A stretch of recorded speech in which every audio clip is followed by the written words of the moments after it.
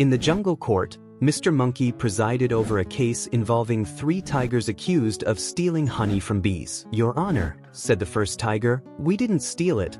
We were conducting research." "Yeah," added the second tiger, "scientific purposes only." The third tiger nodded solemnly. "We're pioneers of bee behavior studies." Mr. Monkey scratched his chin thoughtfully.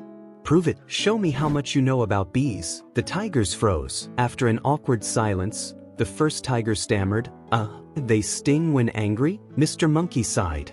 "Guilty. Sentence: 1 week of community service pollinating flowers." As the tigers groaned, a bee buzzed past and winked at Mr. Monkey. "Nice verdict, Your Honor."